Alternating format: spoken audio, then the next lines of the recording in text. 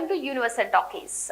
Publicity లేదు, promotions లేదు, cinema టికెట్లు పెంచిన దాఖలాలు లేవు, థియేటర్ల గోల లేదు, అయినా బాక్స్ ఆఫీస్ వద్ద విధ్వంసం సృష్టిస్తుంది సినిమా. మరి ఏ సినిమా గురించి మాట్లాడుకుంటున్నామో తెలిసిపోయింది కదా, అదే దురంధర్ 2.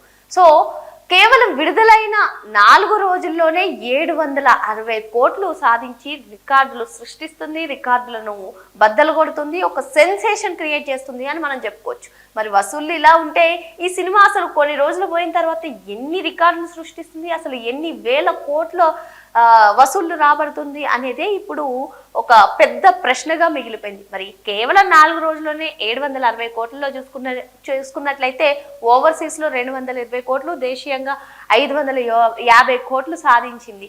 సో మరి మొత్తానికి చూసుకున్నట్లయితే ఇప్పుడే అసలు సినీ ప్రపంచంలో చూసుకున్నట్లయితే పుష్ప సినిమా 1800 కోట్లు రాబట్టి, వసూళ్లను రాబట్టి ఒక సెన్సేషన్ క్రియేట్ చేస్తే పుష్ప 2ని బ్రేక్ చేయడం ఖాయం అన్నట్టుగా వినిపిస్తూ ఉన్నాయి వార్తలు దురంధర్ గురించి. మరి ఈ వారం రోజుల్లోనే 1000 కోట్ల క్లబ్లోకి చేరిపోయే అవకాశాలు కూడా ఎక్కువగా కనిపిస్తున్నాయని మనం చెప్పుకోవచ్చు.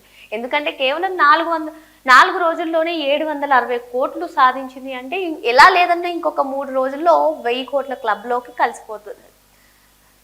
రిపీట్, 1000 కోట్ల క్లబ్లోకి చేరిపోతుంది. సో దురంధర్ 2 ఎటువంటి ప్రమోషన్స్, ఎటువంటి పబ్లిసిటీ లేకుండా ఒక విధ్వంసాన్ని సృష్టిస్తుంది అని మనం చెప్పుకోవచ్చు. మరి ఆదిత్యధర్ తన మార్గదర్శకత్వం, రణ్వీర్ సింగ్ తన న్యాచురల్ పర్ఫార్మెన్స్, మన అందరికీ తెలిసిందే. దురంధర్ ఫస్ట్ పార్ట్ వచ్చినప్పుడే దురంధర్ సెకండ్ పార్ట్ పైన ఎంత అంచనాలు పెట్టుకున్నారో, అప్పుడే ఎంత హైప్ వచ్చింది మూవీకి. అసలు మూవీ టీం కూడా ఎటువంటి ప్రమోషన్స్ కూడా చేయలేదు, ఎటువంటి పబ్లిసిటీ కూడా చేయలేదు.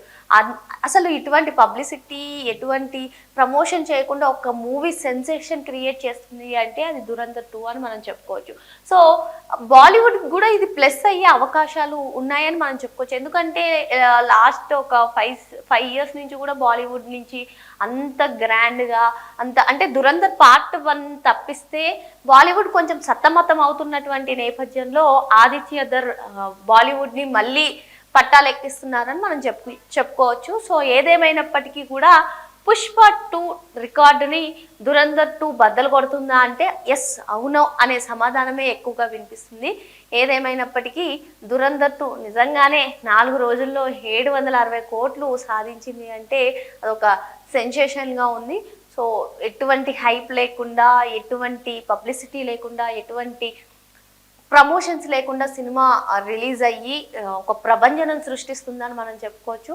మరి చూడాలి ఇంకొన్ని రోజుల్లో ఇంకా ఎన్ని రికార్డులు సృష్టిస్తుందా, అసలు ఎంత వసూళ్ళని రాబెడుతుందా, ఒక 2000 కోట్లతో అవుతుందా, 2500 చేరుతుందా, 3000 అవుతుందా, అసలు దురంధర్ 2 విధ్వంసం ఎలా ఉంటుంది, అసలు మరి ఎన్ని రోజులకు అంటే మనం చూసుకున్నట్లయితే రికార్డ్స్ చూసుకున్నట్లయితే ఇన్ని డేస్లో ఇంత వసూలు రాబట్టింది అని చెప్పి మనం చెప్పుకుంటూ ఉంటాం. మరి ఎన్ని డేస్లో ఈ పుష్ప 2ని అధిగమిస్తుంది, ఇటువంటి అన్నీ కూడా చూడాలి. సో మరో అంశంతో మళ్ళీ కలుద్దాం. Thank you.